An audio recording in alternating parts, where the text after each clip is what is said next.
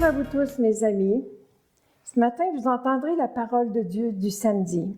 Quiconque s'élève sera abaissé et qui s'abaisse sera élevé.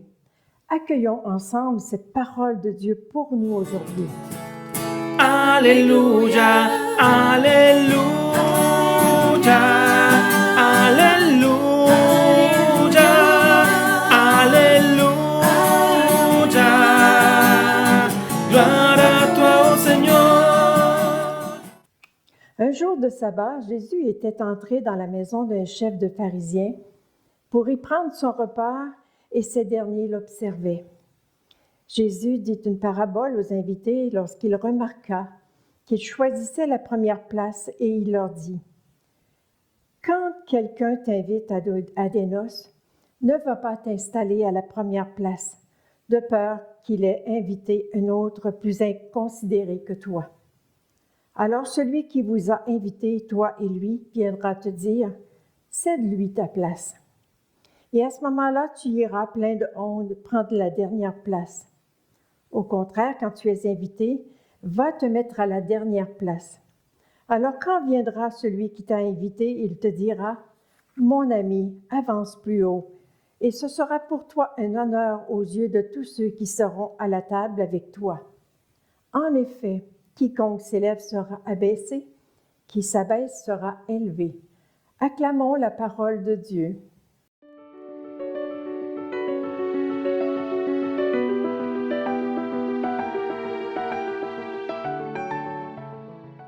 Que s'est-il passé ce jour-là chez le pharisien qui avait invité Jésus? On ne le sait pas, mais comme il n'y avait personne pour assigner les places, on peut supposer que chacun en arrivant s'était assis pour être près du maître et qu'un notable est arrivé au dernier moment et qu'on a dû lui faire de la place. Chose certaine, c'est qu'un détail n'a pas échappé à Jésus pour qu'il réagisse. Ce souci du point d'honneur, Jésus le reprochait souvent aux scribes et aux pharisiens, c'est-à-dire à des intellectuels et à des pratiquants de la synagogue. Mais il le reprochera aussi à ses apôtres le soir du dernier souper, au moment de leur laver les pieds, lui, le Maître et le Seigneur. On se souvient qu'un jour, les apôtres se demandaient entre eux qui aurait la première place dans le royaume. À première vue, on a l'impression que Jésus veut donner une leçon de politesse et de bon sens. Prendre d'office la meilleure place, ça ne se fait pas, surtout quand on ignore qui a été invité. Mais Jésus va au-delà de cet appel au savoir-vivre élémentaire. Il vise les relations de l'homme avec Dieu, de l'homme invité avec Dieu. À l'école de l'Évangile, la place de choix est dans l'attitude du cœur, celle du petit, du pauvre, du cœur pur, du serviteur, de l'enfant qui attend tout de son Seigneur, qui l'écoute et qui met sa parole en pratique. Voilà qui sont les invités de Jésus. Au royaume de Dieu, ma place sera celle que j'aurai faite à Dieu dans ma vie et celle que j'aurai faite à l'autre. C'est donc une question de relation avec Dieu et avec les autres. Aux yeux de Dieu, il y en a parmi nous qui sont plus dignes, pas forcément les plus cultivés, les plus choyés et les plus riches. Il y a surtout ceux et celles dont la vie tout entière est une réponse d'amour à l'invitation aimante de Dieu. Ceux et celles dont la joie est d'accomplir chaque jour l'œuvre du Père et de coïncider avec son projet de salut. Rappelons-nous que la place qui sera la nôtre correspondra à la mesure de nos actes et de notre amour. Celui qui s'élève sera abaissé par Dieu, celui qui s'abaisse sera élevé par Dieu. La fidélité à nos responsabilités dans la cité ou dans l'Église de Jésus implique d'être responsable, d'être éducateur, sans dureté et sans faiblesse. C'est souvent une manière authentiquement évangélique de rester à la dernière place. C'est une attitude intérieure. Mais le danger, c'est que parfois on peut s'imaginer prendre la dernière place, mais sans avoir le cœur humble ou par refus de communiquer avec les autres. La dernière place, c'est aussi une magnifique école d'humilité qui nous permet de communier au vécu de Jésus. Ainsi, chacun de nous est invité, appelé et aimé. Et à notre tour, nous avons comme mission de faire connaître cet amour.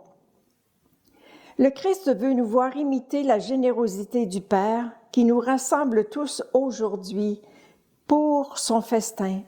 Nous les pauvres d'argent ou de moyens d'expression, nous les pauvres d'amitié ou d'espérance, les estropiés, les blessés par la vie, qui gardons les cicatrices de notre passé, nous les boiteux et les boiteuses qui, après tant d'années de grâce, allons encore à Dieu, clopin, sans oser croire à son amour. Nous les aveugles qui croyons voir et qui croyons savoir, qui tâtonnons dans notre propre vie et qui prétendons apprendre à Dieu par quel chemin il doit passer. Oui, c'est un devoir pour nous de nous laisser transformer par cette générosité de Dieu, formant une seule communauté de croyants, sauvés par l'amour et la mort du Christ, tous invités et surtout invités tous ensemble, avec nos différences et nos préférences, mais tous pauvres, tous indigents de pardon, tous contents déjà d'avoir part au festin. Pour ma part, quand je compare un banquet de famille et un banquet de nos assemblées pour la messe ou autres célébrations, je suis toujours étonnée de voir les gens qui se tiennent loin du célébrant, en semaine surtout, alors qu'on est réunis pour célébrer notre foi avec le Seigneur. Dans nos églises, je vous dis, c'est un des endroits où il n'y a pas de première place.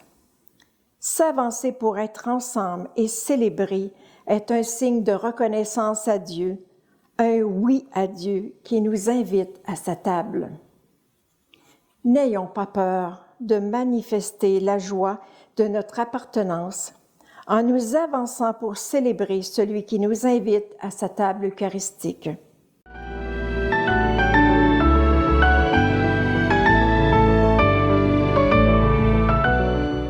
Ensemble, accueillons la bénédiction de Dieu d'amour qui nous invite à sa table, lui qui est Père, Fils et Esprit Saint. Amen.